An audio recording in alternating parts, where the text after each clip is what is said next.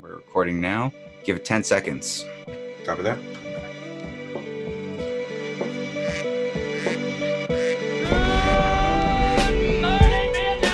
What is up, my Gaggle of Geeks, and welcome to tonight's episode, a very special episode, because we're all going to be talking about Batman.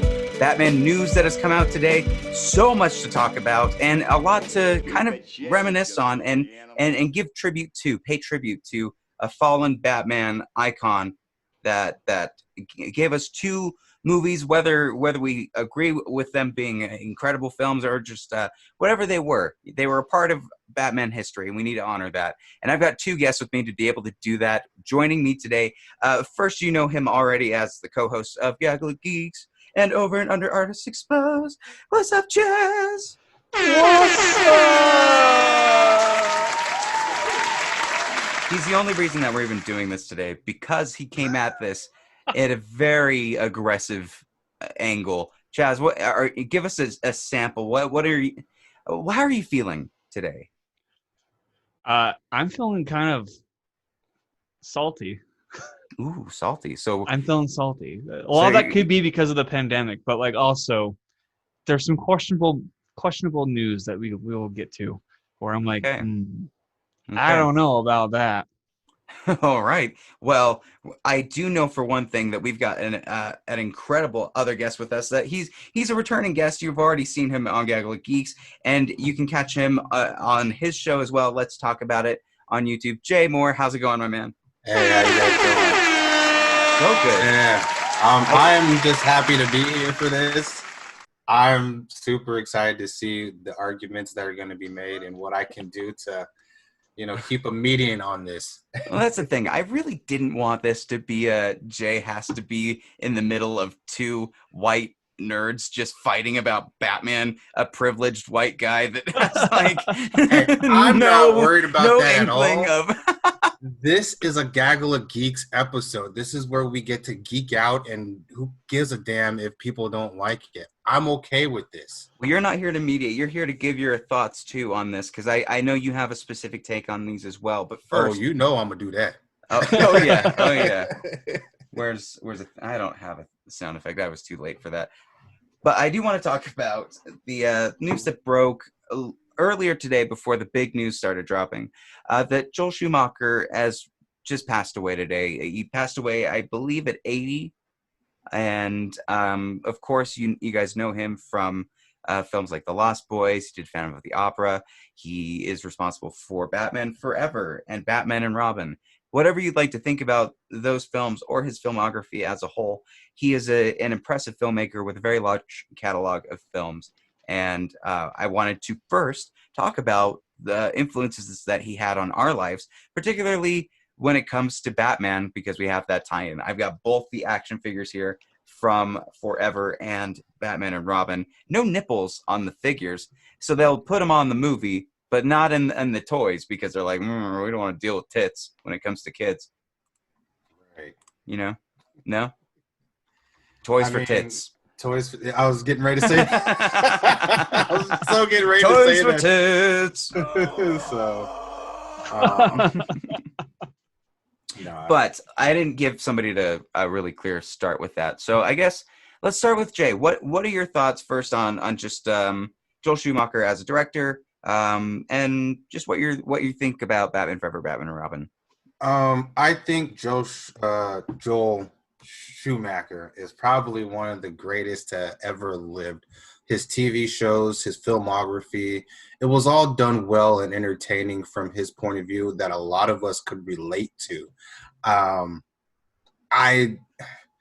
When I heard that he passed, I was like, no way. But then when I saw that he was 80, I'm like, okay, well, I know it's not a pandemic that hit him. It had to have been old age, because otherwise he would have went a long time ago. So, I'm sad to see him go. I would have liked to see like a behind the scenes of what he does for his shows. Like if they came out with something like that, I would definitely tune in to see his commentary and things, like see his eyes, see his point of view other than just the feature film that he made. I would like to see like what really transpired in his mind to make it go this way and make it go that way. I mean, I really like him Mm, as a director. You brought up with producing in television as well. I was looking through his filmography, and I hadn't realized that he'd also directed a couple episodes of House of Cards, Yes. along with doing Flatliners. Chaz, what do you think about the passing, and what are some of your favorite movies or moments of movies from Joel Schumacher? So my favorite movie of his is actually Phantom of the Opera, back in 2004. That was my first date movie. I didn't even put that together until just now. He's been a part of a lot of relationships with women stuff from my start. We'll get to that. Wow. I didn't even know he did Phantom of the Opera. That's crazy. Yeah, no, he did Phantom of the Opera. Also did Phone Booth. So like he did a lot of these works where I was a little bit like too young to like really connect the dots till like later down the road. But like Flatliners, like you said, the Lost Boys. Everybody's seen the Lost Boys, and I think that's. I actually haven't. You haven't seen the Lost Boys? I have not seen it. Jay, what the fuck are you doing? Accuser! It's too quiet. it was one of those movies where I just couldn't get into it at the time. Oh no! Don't worry though, it's on my list of movies to watch. You should watch that, but it is definitely on my list of movies to watch. But like he also did movies like the Number 23, the one with Jim Carrey. I remember seeing that marketed everywhere in Blockbuster, back when that was a thing. So he's been around, and like I feel like if you mention his name, people are like, who? But if you start mentioning the movies, people will start like understanding who he is. You know what I mean? Right. Yeah, totally.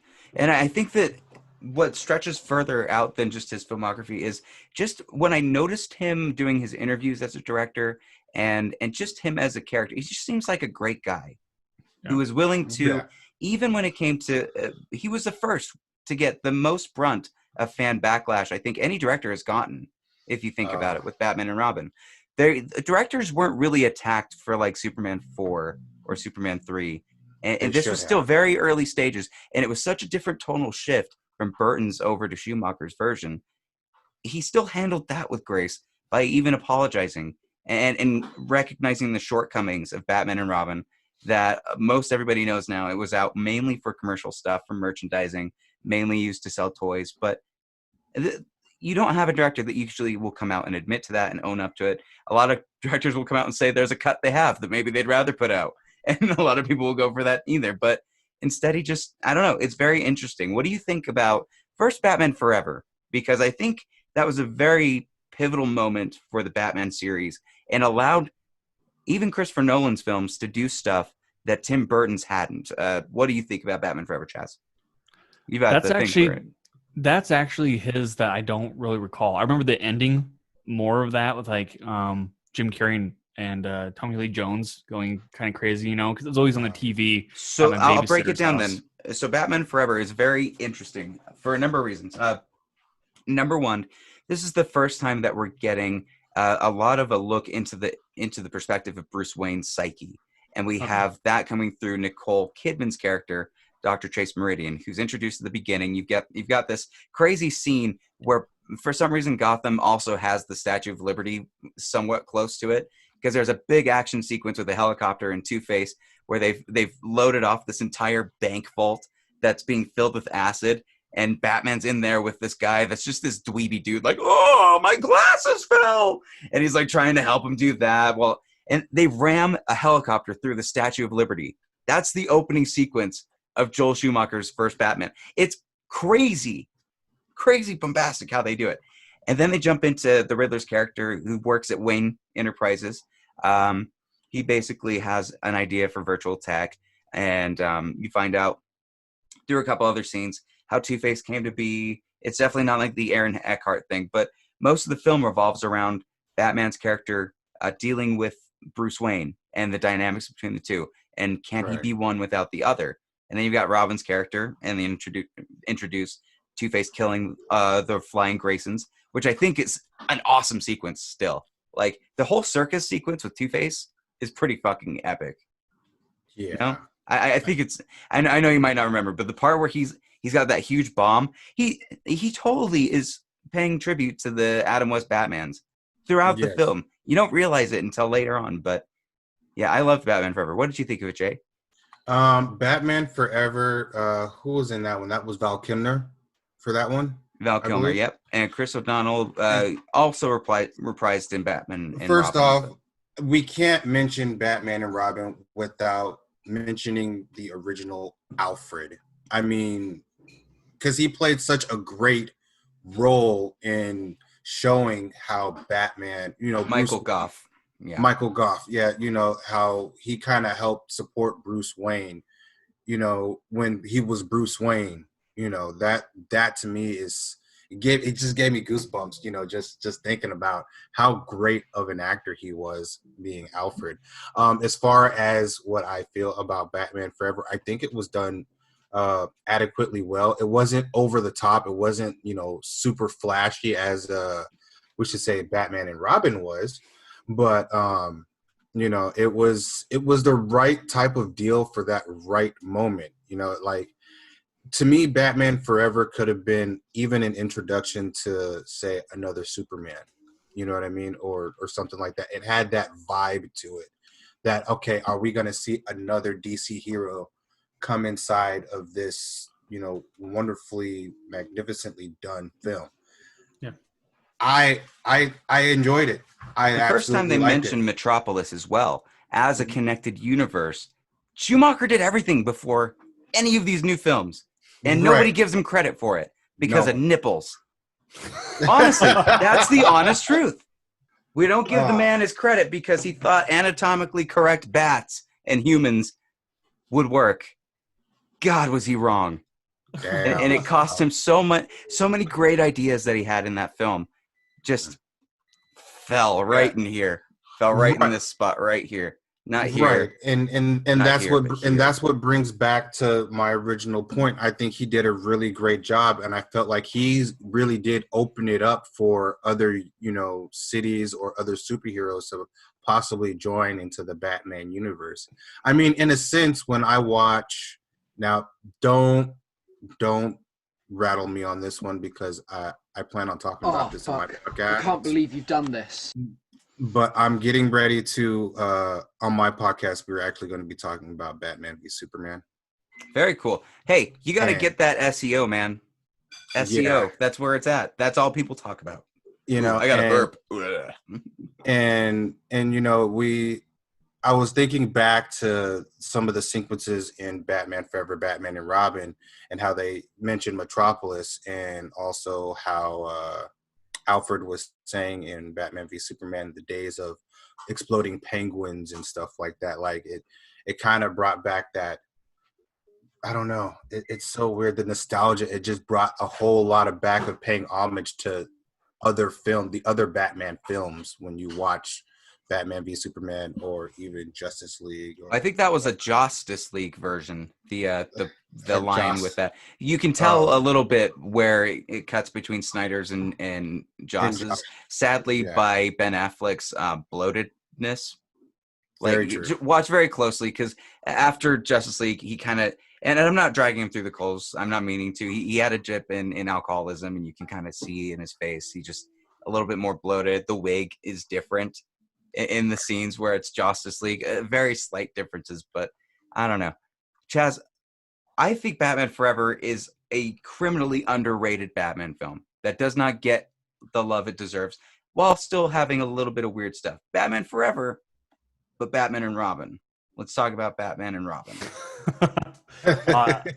Dude, when I was 3 years old, I would actually play that in the VHS over and over and over again. And I remember being mesmerized with like all the neon colors and how flashy it was and just how campy it was. I mean, it was definitely geared towards the younger audience. Just watch, like, because if you watch clips now, you're like, who the fuck writes like that, right?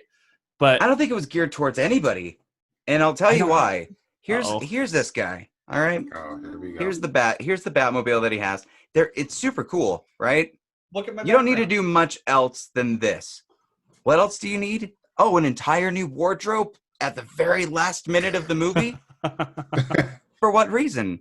Oh, because you want to make more of these. You want to make like 50 more of these? Oh, I get it. That's right. the only reason that you get all those crazy toys and stuff. I saw a picture of Schumacher with Arnold Schwarzenegger as Mr. Freeze. What do we think of Mr. Freeze? Dude, he has the cheesiest fucking lines in that whole movie. Mr. Freeze. Do we really need to go there? Exactly. And you know what? I honestly think Arnold Schwarzenegger knew that it was cheesy. He had to after he watched the final film edits. Like, is there a Schumacher cut? You know what I mean? Like, can we see that? Like, yeah, release the Schumacher cut. Yeah, release the Schumacher cut. I want to see that. I believe here's the thing. Back in the day, though, I don't think there existed such a thing as like a director cut for a Joel Schumacher with a Batman film. No, probably not. I think what he made was intentionally what he made. And that's why he was apologetic, because he was like, look, it was my decision. Like, I wanted this stuff in this stuff. I'm sorry if I offended you, but... Can we agree, though, that George Clooney is a very underrated Bruce Wayne and Batman? I don't know if I could co-sign that, Chaz. I'm sorry. Well, here's the problem with George Clooney's Batman, is they do a very similar... Okay, hot take coming from Patrick. He wants to talk about George Clooney's Batman. Oh, my God. Oh, no. George Clooney's Batman's underrated. Gonna get us canceled. Oh, shit. No. That's the one safe thing you can shit on. And it's George, but it's so true. I like George Clooney as Batman. I will be honest. He does not get a chance to do any of those characters, though. What he was Adam West. He played Adam West. No. You did. I'm 50-50. This is why Superman works alone. I agree. I never leave the car without it. And he pulls out the Bat credit card. Everything from that was it's like people watched Batman Forever and they're like, wow, this is really good. And it actually worked well with Tim Burton's. And Joel Schumacher was like, I was trying to do the Adam West. Okay, these fuckers didn't get it. I'm going to go all out on this one. You guys want a Mr. Freeze sliding down a frozen dinosaur? Let's do that shit. No problem. I'm going to rewatch. You want Batman and Robin on a surfboard flying it in space? Let's do it. I'm going to rewatch the George Clooney Batman. And you should, because, like, dude, he also has fucking ice skates that come out of his boots. And they, like, fight all these hooligans. He doesn't. Don't you dare besmirch this film. I know every fucking beat to this. And we're going to George debate Clooney later. And so I'm going to check you now ice for skates. it. They had ice skates on. They did have ice skates on. They clicked their boots. They and clicked their boots, and the blades shot out. That's what it was. They didn't have separate ice skates that they put on later. Their boots turned into blades. So you're telling me asshole. That you can't have a Wizard of Oz moment?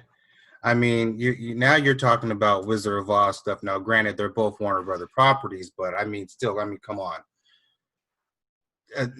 It just popped out. I'm with Chaz on this one. They popped out. I hate to be that guy, but that's what I told you. Sorry. I'm saying the same thing. You're telling me they're different shoes, and you're shitting on. Oh no, You're telling me not to shit on George Clooney, and you're like boots. Whatever. Whatever, dude.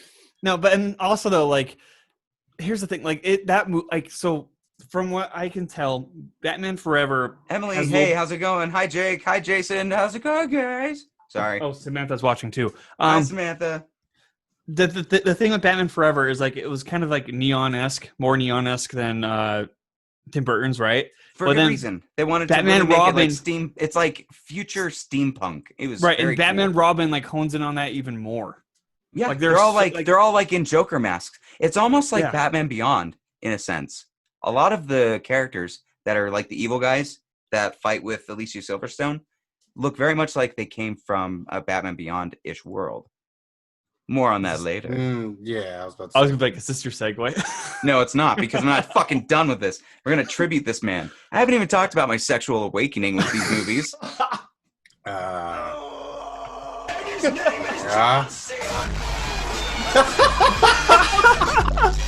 That's so great. Oh, man. That's a definite awakening right there. Yeah, 2 words for y'all. Poison Ivy. Poison Ivy was Uma Thurman, fantastic. Poison Ivy. A Batman villain whose main thing is wanting to kiss people. I was into it. I mean, she turned half of Gotham into half of the GCPD into zombies. Oh, she was fucking ridiculous. The whole thing was ridiculous. The whole plan between Poison Ivy and Mr. Freeze wanting to work together, which mutually destroys each other's plans in the full, like, freezing over the world will kill every plant. Your plants are dead. Like, why does she want to help him at all? There's so many things that have a lot of flaws in them, but there's things for a kid and for a guy that can watch it with the lens that this is an Adam West film, and it's just a tribute to that. You will have much more fun with it, I promise. If I go into it with that mindset, then yes, I think I will. But I think there's intent with this. I just think there was a lot of commercialization that, again, even he acknowledged was there. Dude, but so going off Poison Ivy, the scene where like they like rip off the fake lip gloss or whatever. That was great. Like it reminds me of like when you're peeling your lips, you know, like when your lips are cracked and you're like peeling and you get a long piece, you're like, this is Batman and Robin. God, man, that whole scene, I was just sitting there like there's so much sexual tension in that whole movie. There really is. It's the whole opening intro. For a kid, I was like, whoo! Yeah. Oh my God. Well, dude, I would not watch that with my parents. Did not watch growing up. No, hell no. That's me. That's my time. And when they both pulled the fake lips off, I was like, damn, that shit looked like it hurt. Yeah. My lips are huge, so just imagine me doing that. Like, oh God, like no. I think they both stand on their own as very different eras in the Bat universe, but still connected in a very interesting way. We're missing one character from Batman and Robin. Commissioner Gordon. Bane. Commissioner Gordon. Oh yeah, Bane. That's right. Bane. All he said was his name. The entire movie. He had another line. If you remember from my drunk movie review of Batman and Robin, he has one specific phrase that he loved. Bomb. As he landed. Bomb. Monkey work. He yells that at one point too. Because she's like, time for monkey work. And he goes, monkey work. And then moves over. Yeah, but I gotta rewatch these. Goddamn. Yeah, I know. See, I was thinking that too. And as I think about it, I mean, they were really going for the comic book flashy type, animated series type deal with the 95 and 97 Batman with the costumes, the even Gotham City. When you think about it, look crazy. Emily said that the lipstick, Jay, was like putting Elmer's glue on your hand and peeling it off. That's exactly. She's right. That is a perfect description of that. Thank you, Emily. She's absolutely right. I need to hot Elmer's glue though. Hot, steamy Elmer's glue. And how old is Robin supposed to be in this movie though? Like, they all are way too aged up to be living with Bruce in the house. Like, but then, like, he had a huge thing with Batwoman. Who didn't have much screen time. Is Dick Grayson in this just a wholly uneducated 30-year-old dude that just likes bikes and was a trapeze swinger in the circus? Is that all his character was? Pretty much. That's about it. Oh Probably. Boy. And Batgirl was Alfred's niece, while he had a disease called McGregor syndrome. Trivia for that. McGregor syndrome during Batman and Robin. And Mr. Freeze was the only person that had the cure to be able to do it. Mr. Freeze as a character himself is fucking amazing, though. And I would highly recommend, if anybody watches the animated series, to check out the Heart of Ice episode, I believe is what it's called. Heart of Ice was it's fantastic. And it's the only true representation of what Mr. Freeze's character can become on a big screen. It's actually what I would like to see when it comes to Robert Pattinson's Batman. But we've got a lot of chances to see a lot of Batman, it turns out, which is my segue into the next story. Michael Keaton may, possibly, I don't know. He might show up as Batman in The Flash. That is anticipated to come out in 2030. Now let's talk about, first of all, the idea that Michael Keaton could come back. I want to give details because while this is a rumor, they do have details somehow on what his part is going to potentially be in The Flash. And I think it will maybe surprise people. Let's start with Jay because he'll be nicer to me on this one. All right. Well, how do I feel? I'm afraid of Chaz. He's gonna kill me. How do I feel about Michael Keaton making a return to being Bruce Wayne and or Batman? I actually feel kind of great about it, to be honest. Because now you get to see like I don't know. Looking at Michael Keaton as I'm Batman, gonna cut to gallery as we watch. I'm looking at Chaz and no one's seeing him. so yeah, am I. keep going, Dude. Jay. I'm Keep like, going, Jay. I'm trying to Be keep intimidated myself by from this ass. I'm just kidding. So I love Chaz and I love his opinions. I do. too, I genuinely do. That's why he's here. And okay, I gotta say this, Chaz, you win again. For what? He hasn't even spoken. Why did he just win? It's just the background. Why did he just man. win? The background looks dope. All right, getting out of here. Goodbye. Going back to what I was saying before, no, he distracted me with that background, which is why it works. Damn it, Chaz. Damn it, Jay. We're all just now I got damning it. each other. Batman. If seeing Keaton come back as Batman could remind me of like an older Bruce Wayne for like Batman Beyond, like he could play that Batman Beyond role for say like Robert. Yes, Pattinson, that is a good transition with that, and I want to give it to Chaz now because, or actually first let me bring up a little bit of factoids about this because again we don't really have all of the details, but we do have enough to speculate on if his role is big. Where he's going to be. So this is going to take place in the Tim Burton Batman universe. Barry Allen will travel back in time to prevent his mom's death, which of course, if you are a fan of The Flash and you know his show or the comics, Flashpoint is an enormously huge story in that mythos where he goes back in time and for some reason it could potentially save his mom from dying. It's essentially Back to the Future Part 2. He inadvertently creates another universe protected by Michael Keaton's Batman, who is 30 years older than from Batman Returns. So, funny enough, it's probably around the time that the movie was first released, actually, if it comes out pretty soon, which we'll fucking see. It has no effect on Matt Reeves' The Batman trilogy, and no Thomas Wayne Flashpoint Batman. It's still all unknown, in my opinion, but with that in mind, Chaz, what are your thoughts on him joining Ezra Miller and Andy Muschietti in the helm for this? Okay. Let me start out by saying I respect Andy Muschietti. I love his films. However, I don't know why DC is choosing to reintroduce this Batman, an older Batman, into a Flash movie that's been in development hell for years, and DC is known. Like Warner Brothers is known to like push these projects when they're not set up, and like this seems like a huge Avengers moment when we don't have any backstory at all to the Flash whatsoever. So like, why are we all of a sudden diving back into him traveling back in time when like it's not setting up anything at all?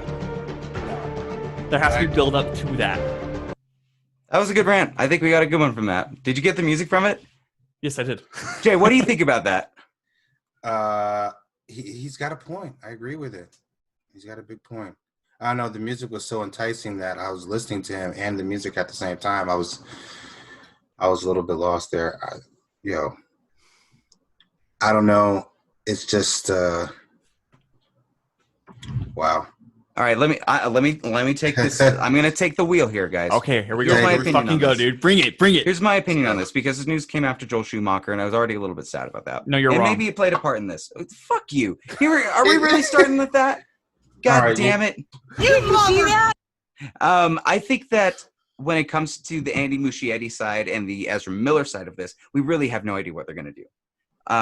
We don't. Like they've talked about doing 5 different things. Ezra Miller was talking about writing his own script. Andy Muschietti was on after like 5 different directors, including Rick Famuyiwa, who would have been fucking amazing as the Flash's director, was taken off. He was the first one that was originally in for this, and they took him out. And ever since then, it's been kind of up in the air whether this exists, what's going to happen from it. I think the only part of this that feels right is an idea of Michael Keaton maybe coming back. The only thing that feels like it will get butts in the seats is an idea of bringing something back that worked really well. I got to give this one to Patrick. Because Patrick is right. Here, take the mic. I'll be right back. Take the mic. Take the mic, Chaz. Take the mic. Okay, I'm taking the mic. Why do you think he's right, Jay? Let's start on Well, when you're talking about sales, though, and putting butts in the seats, I think that he has a point. bringing Keaton back would put a lot of asses in the seats. I honestly feel that way.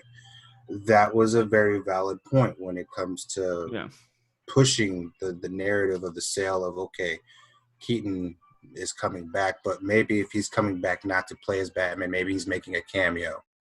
But that, like we said, everything is just speculation. But what are you doing? Oh, Lord, we got too many things going on in this podcast today, boy. As you can see, my son is pushing the clothes hamper behind me. So, no, I mean, he has a point when it comes to putting butts in the seats. And the director that they had lined up for, what was it, the Flash movie before? Yeah. Yeah. Kids. I mean, kids. It's just, I think the director before should have stayed. I would have liked to have seen the director before. I forgot what his name was. Rick something. Yeah, let me look that up. Because he was supposed to originally do it, and it was supposed to come out, 2021? They had planned for this to come out? Yeah, that's the thing. And I'm like, why would, so like you said, it might be a cameo, but like, why would a cameo be such a huge announcement in the comic book world? Like that's going to build expectations. And when he's only in there for like 2 minutes, that's going to undercut a lot of people's expectations. And it's going to ruin the DC name even more than it's already ruined because of how they tried to go about forcing the Avenger structure on an already failed project. So when you say it like that, I see where you're coming from, but I also see where Patrick's coming from. God damn it, I miss where he's coming from. All right, guys, I'm sorry. A Pomeranian travesty happened. It needed to be addressed. And I'm sweaty. Don't worry about it. I got a kid that needs to be addressed, but I'm still going with it. Tell me again, Chaz. I have an open mind. I just sprinted up a flight of stairs like 5 times. So Jay was talking about how like maybe it's a cameo or something along those lines, right? Yeah. But I'm like, if it was a cameo, it wouldn't be such a huge announcement, right? And if they do that, let's say this is just. But it's not an announcement though, because DC won't comment on it. It's rumored, right? Yep, and DC has been reached out to, and they haven't commented. So it said it's very early stages. Okay, so but what I was telling him is that's building like a high expectation already, because like you said, it's going to get asses in the seats. But if he's only in there for 2 minutes for a quick little scene to open up the possibility of Batman Beyond, that's going to undercut a lot of people's expectations because of how much speculation was built around it, and it's going to bury DC even further in its own grave that's trying to get out of due to like the whole infrastructure of trying to start off like Avengers. And so my final opinion on this is why I don't think that's the case. Mr. Batman right here. Mr. Batman. Oh, so formal. Mr. Batman, he's standing on the trash pile that this movie's going to be. Oh, whoa. Them's his fighting words, man. Damn, he got me on that one. As he disappears from the screen. Oh my God, just like Batman, he ninja'd out of that shit. Right. Oh my God. Feels like. Well, here's my thing. Okay. I don't think that's going to be the case because Michael Keaton wouldn't do that. Are you sure? He's a well-renowned actor. He did Birdman to make fun of Batman. He's not somebody that's just going to cash in on something, especially something that he still walks around quoting "I'm Batman" to everyone he sees on every panel. Tom Holland, just on record today, was talking about on the set of Spider-Man: Homecoming during the Coney Island scene when they crash down and he saves them. There's an extended part or a missing part where he looks at Michael Keaton. Michael Keaton goes, "Why did you save me?" Spider-Man goes, "Because I'm Spider-Man." And then like Michael Keaton looked at him and said, "But I'm Batman." Like, this guy loves that character. And I don't think that it's the same thing if somebody brought Chris Evans back, right? You don't think that he would just do it for a cameo. Like, after everything that it's gone through, if he's coming back, it's going to be for something important to his character. Or even like Wolverine. Like, these actors care about the role that made them the people that they are. Yeah, but we're not going to see Hugh Jackman come back. He's done as Wolverine. We know that already. Yes, and I shouldn't have brought that up. I know we're going to bring up more shit with it, but that's what I'm thinking. Like, I trust that Michael Keaton, if he does join it, it's because there's something good for him. And if he doesn't, it's because there's not. But it's better than the choice to go with, oh shit. You know what I'm talking about? Thomas Wayne from Batman v Superman. Yeah, Batman v Superman. I Who's know the what you're actor who talking played about. him? Oh no, I'm the worst. Colin. Let me see. And there was just reports about actually him possibly being in for Flashpoint.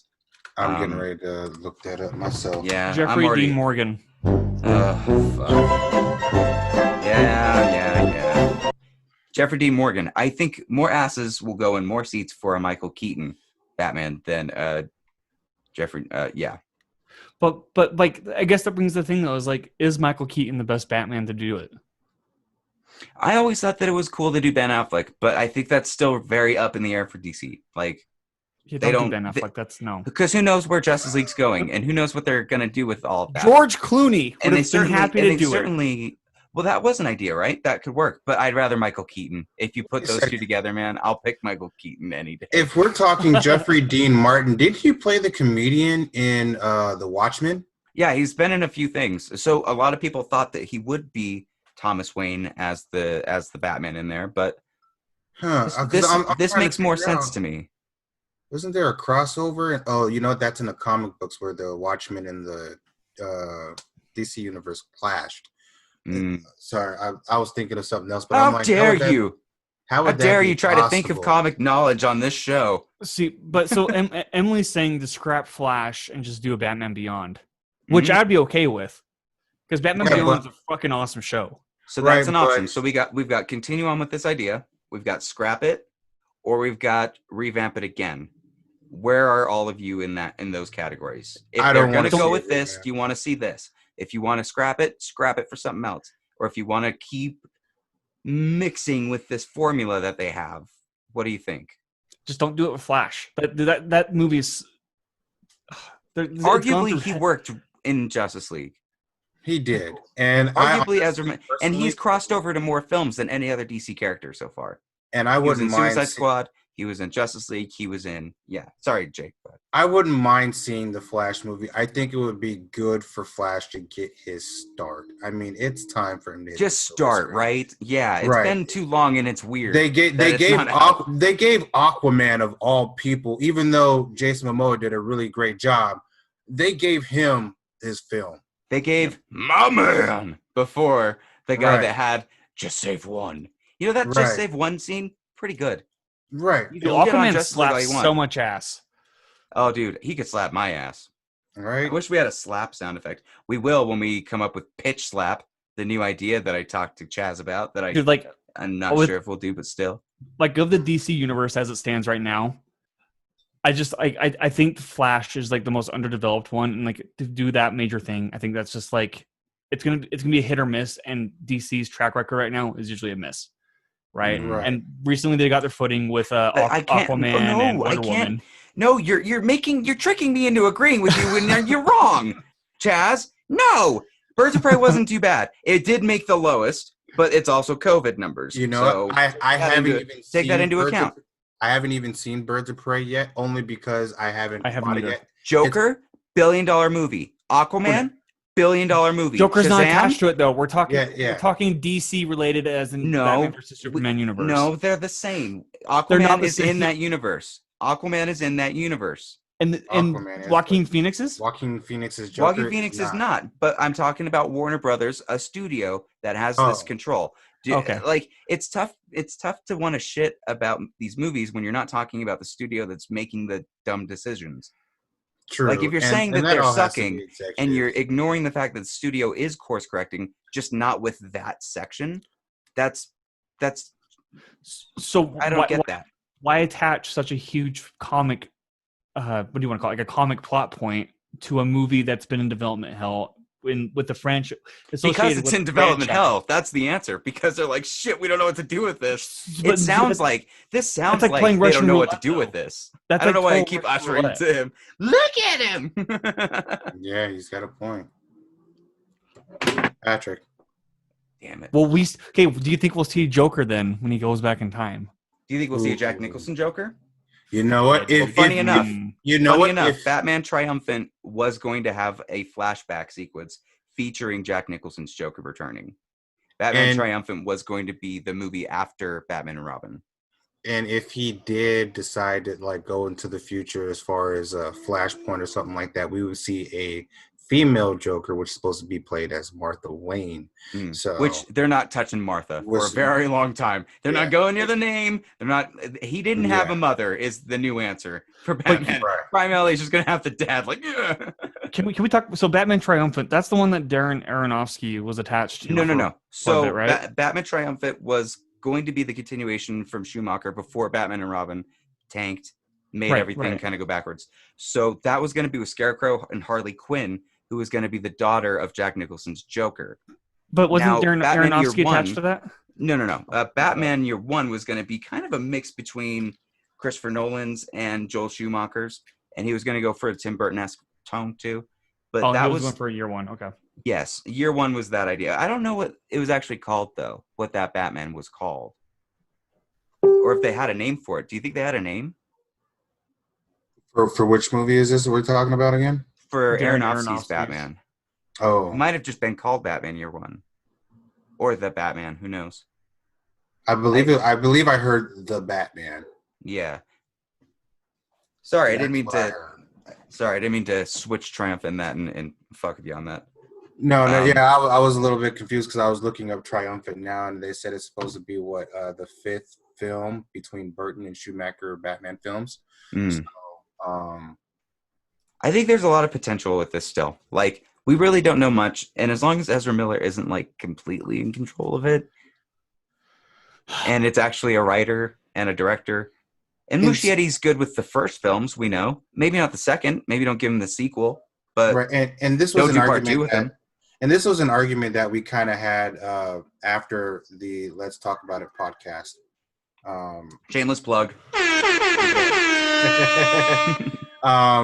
Me and my best friend, like after we were done recording the episode, and we were talking about it, and he was making really great points on whether or not there are too many people involved in the development of these movies, especially for Warner Brothers. There's always too many cooks in the kitchen when it comes to superhero films. Yeah. It's always a crazy plot. But what Andre's mentioned from the show, a good friend Andre from Backseat Directors, is that it's a lot of the studio meddling that's involved that causes the problem, like what you're saying, Jay. Right. And that is one of the reasons why, to my best friend Joe, he made the point that since there's so many people behind the scenes saying so many things, that's why Batman versus Superman was not good. I don't know. With the Batman v Superman thing, I think that was really, they looked at ticket sales and said a 3-hour movie isn't going to do it. Can you cut a half hour? Then they gave that cut and they said, oh, it didn't do as well. There's an extra 30 minutes. Justice League, whole different story. Completely different story. They lost faith from Batman v Superman, though. You're right with that, Jay. But it's from their own mistake, and they didn't realize that. Real quick, though, going back to Andy Muschietti, because you said that he sucks with the second ones, right? You're going to hit me with that now? If you look at who wrote it, there's a certain writer that's attached who's Yes. awful at writing horror movies, period. Well, okay. You better not say M. Night Shyamalan. No. It's. I'm not gonna it's. You could do research, but the first what made it so good? It was penned by what's his name? Hold on. Bear with me. Thaddeus or Don's, is that his name? Who? Thaddeus. No. Emily, I think doing a Batman Beyond movie is a good idea, though. Like, to put it simply, if they did tee up something with Michael Keaton, I hope it would be a Batman Beyond. I just don't know how that would work, or who they would cast as that. Cary Fukunaga. That's who it was penned by, right? And then he left, and then it was co-written by Gary Dauberman, right? I don't think the scripts exist anymore. The Vacation writers wrote it too, and they were penned to direct it at one point. Wait, what are we talking about? I'm talking about It. Oh, I was talking about Flash. Yeah, no, I'm talking about It. Oh. So with It, though, then the second It, the sole writer on that is Gary Dauberman. If you look at his filmography, dude, it's just that was like a red flag right there from the get-go. And that movie suffered from story problems, not like direction problems, because direction-wise, like it was actually a pretty solid film for tying it up, But like writing-wise, I mean that's a piece of shit. So I mean, Andy Muschietti might be the next Zack Snyder, where like visually it's compelling and like he's great at like what he does. He just needs the good script to work with it. Cool. I think this is going to be a good idea to move forward with the new segment, Chaz, on Friday, because we'll do. This was a great show already. I thank you both for coming on and talking about Batman. Sorry I got heated. It's my childhood. I'm one of those guys with Michael Keaton Batman. Man, but thank you so much for coming on, both of you. Thanks for yelling at me, Chaz, to make me even show up on this and get all grumpy about it. But I think it's a great idea for a pitch slap, Chaz. Now, what is pitch slap? I was just getting ready to ask. Let's think of an elevator pitch, right? I got an idea for this week, and it's going to revolve around this Flash film. We've got 3 options because now there's been enough time where we could talk about creating it during the year it was originally supposed to start. You either have the option to revamp from the decade it was in, reboot, or give it a sequel. And I know that's funny because there's not even a way to sequelize this, right? But I want to see what we can do with this. It might not be the Flash, but whoever we have on for Friday, we're going to start with the pitch slap, the new segment that we're going to do. But You've just been pitch slapped. Boom! There you go. And then we got to find a slapping sound to go along with it, and then we'll be perfect. Catch me outside. How about that? Oh Lord! Oh, we brought Bad Baby up in. Oh Lord Jesus! Oh man! Any other thoughts on this? I feel like we've dug pretty deep into our feelings. I think overall we're not upset about the Michael Keaton idea. We're upset at the idea of a Flash movie with Michael Keaton in it. That sums it up. Yeah. I think I got a good level of you guys, you gents. Thank you so much for coming onto the show, Jay. Tell people where you can find you and what you're working on. You can catch me right here on YouTube and on Facebook. You guys can go to my page, Jay Moore Let's Talk About It. It's actually no longer a podcast. It's a TV show now, pretty much at this point. So you can catch us on there, working on some new stuff actually for the next show, which actually brings in the Snyder Cut and also Batman v Superman and other DC-related topics. So you can catch me on there. We'll probably film the next episode next week. You can also catch me on Instagram at jmore021. I'm primarily here on Facebook. So if you see my name on here, just go ahead and click on it. I pretty much talk to everybody. So thanks for having me on the show. It's always great to be here on this show. I got to tell you, I have a great time every time. Very nice, man. And Chaz, thank you again for coming on. Where can the people find you, and what's your favorite color? I don't know. I'm sorry. We don't know you. I don't know what your color is. What is your favorite color? My favorite color is actually blue. Fun fact. It's my favorite color. We're winning. One thing that we can land on, that we agree on today, is what our favorite color is. That works. Where can the people find you, man? You can find me on Twitter and Instagram, and I have a podcast episode for Over and Under Artists Exposed coming out this Friday. I just got done editing that today, so. Very cool. Ooh, yeah. I always love listening to those shows. You are very good at interviewing, and the guests that you have on, always interesting. Maybe not the one from last week or a couple weeks ago, but everyone else that you've had on has been great. Hey, wasn't that guy's name Patrick?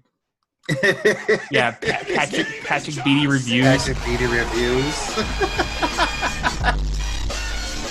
Thank you so much for joining, and we will see you all at the next review.